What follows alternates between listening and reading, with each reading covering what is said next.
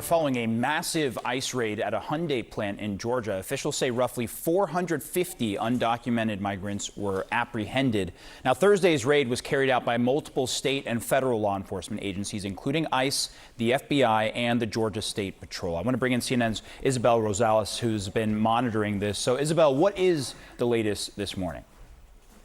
Omar, good morning. With more than 450 people apprehended, this marks what appears to be one of the largest ICE raids at a single site in the 22-year history of this agency. Now, here's what we know. This happened at the Hyundai Meta plant site. This is in Ella Bell, Georgia. This is just 25 miles or so west of Savannah. And according to the Associated Press, this raid stopped construction of this factory that's being built to produce batteries for electric vehicles. This same site, this same project, this was touted by Georgia's Governor Brian Kemp, who called it the largest economic development site in the state's history. Now, we have video that we're showing in pieces here of masked and armed agents there at the site, giving out orders while officers raided the facility. We can also see workers here in hard hats and vests. They were lined up as this was ongoing. On site was ICE, Georgia State Patrol, FBI, DEA, ATF. 316 South Korean workers, wrists chained, marched out of a battery plant construction site in Georgia. ICE agents standing guard, cameras rolling. What was supposed to look like a strong immigration crackdown quickly turned into a global embarrassment. Because these weren't cartel members or illegal border crossers. They were skilled engineers and technicians sent by Hyundai and LG, two companies investing billions in American manufacturing. And when those workers were paraded around in shackles, South Korea didn't just take offense. They took it personally. And here's the thing. This raid wasn't just a foreign policy disaster. It hit right at the heart of Donald Trump's economic promises. Instead of protecting jobs, it may have cost them. And the fallout is still spreading.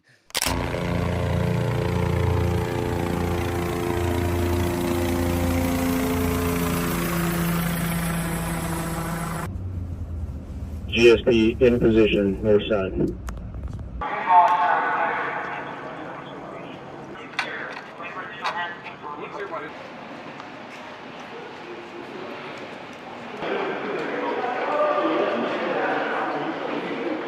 Keep coming this way, please.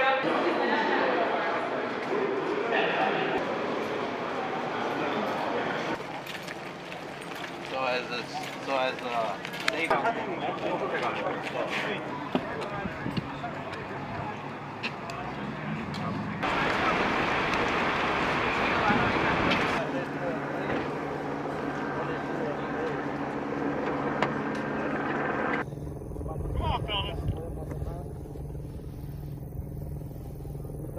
My only thing is, what's in that water?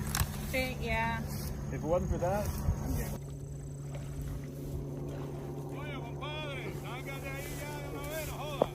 So let's start with what actually happened. So ICE carried out a raid at a construction site for a brand new battery plant in Georgia. The project was backed by Hyundai and LG Energy Solutions, two heavyweights in the electric vehicle supply chain.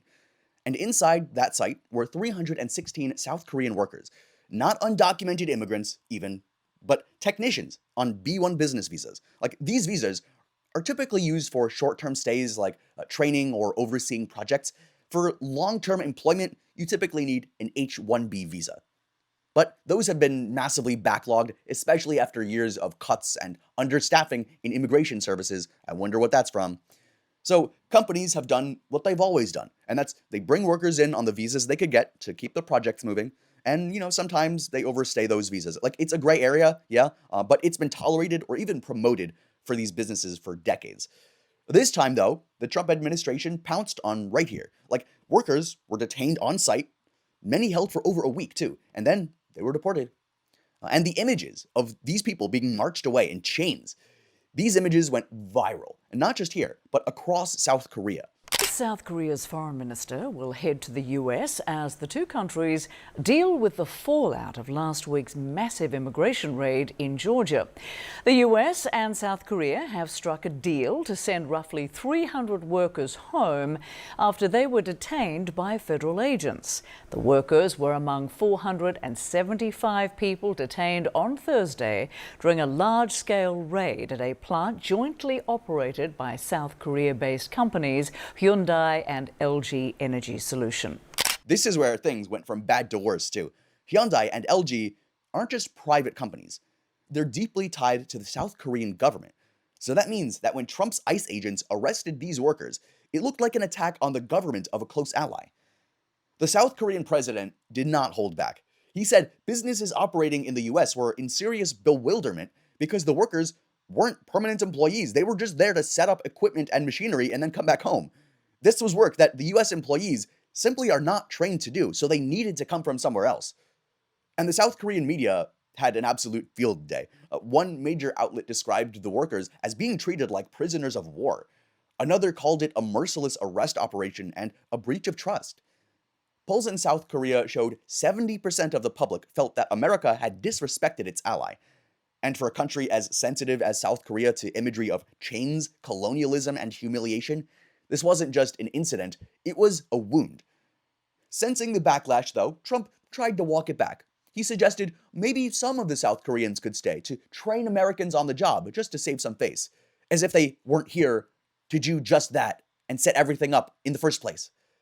South Korea was not buying it. Out of 316 workers, only one of them agreed to stay behind and continue working. The rest got on planes and returned home to a hero's welcome. They weren't going to stay here. Why would they? They're deporting people in drastic ways. It seems like we were one of the cases that got caught in the crackdown. This could probably have a significant impact on future direct investments in the US. If the US has practical needs, they won't leave the issue unresolved, but under the current circumstances, direct investment in the US is something our companies are likely to hesitate about. For Seoul, the message was clear. America could not be trusted as a stable partner. The damage was already done. But now let's talk about the economic side too, because this is where the backfire really shows. This battery plant wasn't even taking away jobs from Americans. It was creating them. These Korean technicians were there to install the equipment and get production lines up and running and make sure that Americans can continue the work. Once complete, the plant would employ thousands of Americans in Georgia to boost a manufacturing sector that has been already bleeding jobs. In fact, the Bureau of Labor Statistics just revised its numbers, and listen to this. America has lost about 1 million jobs since last year, with 58,000 gone in manufacturing alone. That's the backdrop. And in the middle of that, the Trump administration decides to handcuff the very workers building a factory meant to reverse those losses caused by his government. Now think about it. We talk about rebuilding American industry, making more things here at home, right? That was part of his plan. But without the technicians to set up these high-tech plants, the factories don't get finished, the jobs don't even appear, and the investment dries up. And that's exactly what foreign investors are now worried about. Donald Trump has spent months demanding that allies pour trillions into US factories and infrastructure. He slapped tariffs, dangled incentives, and boasted about bringing supply chains back to America, right? But then when you arrest the very workers your allies send to build those factories, how do you expect them to respond? Already, there are signs that money is moving elsewhere. Latin America, Africa, Europe. Investors don't like security. They don't like instability. And right now, America under Trump does not look stable. South Korea is especially critical. They're a powerhouse in semiconductors, which are the backbone of the AI and tech economy. US companies like Nvidia and AMD design the chips, but they don't fabricate them. South Korea does. So alienating Seoul doesn't just risk one battery plant, it risks America's position in the entire global tech race, and more. This raid also exposes a deeper contradiction in Trump's policies. On one hand, he promises to restore American manufacturing, and on the other, he cracks down on the very immigration pathways that allow foreign expertise in to get those factories built. We don't have that expertise here. They have to come from somewhere else. On the one hand, he demands investment from allies. On the other, he humiliates those allies as workers on camera. And when those contradictions collide, what you get isn't power or strength, you get chaos. And chaos is exactly what investors and allies see when they look at Washington right now. And it's not just South Korea watching this. Canada is moving quickly to reduce its reliance on US trade, pouring money into its own factories. Brazil is now another point of tension, with Trump signaling military posturing in response to political shifts there. You step back and you see this pattern, a president picking fights with allies while America's economy weakens, an immigration crackdown that creates these headlines, but it costs trust, jobs, investment, people's lives. And once all that trust is gone, it doesn't come back easily. At the end of the day, this is not about just those 316 workers. It's about what they represent. They represent a foreign policy blunder that insulted a close ally. They represent an economic misstep that scared off investors. And they represent a contradiction at the core of Trump's agenda, one that already shows massive cracks. Because if America can't keep allies like South Korea on its side, if it can't reassure investors that factories here are even worth building in the first place, then the promise of a manufacturing revival collapses before it even started. What started as an immigration raid meant to showcase toughness, but ended up as a global embarrassment. South Korean workers in chains became a symbol of something bigger, an America undermining itself. Trump promised to put America first, but in practice, he may have just pushed America further behind. And the question now is simple. When allies see their workers treated like prisoners of war, will they keep building here? Or will they just take their factories, their money, and their jobs somewhere else? Why would they stay here? That's the real backfire, and it's the one that America can't afford.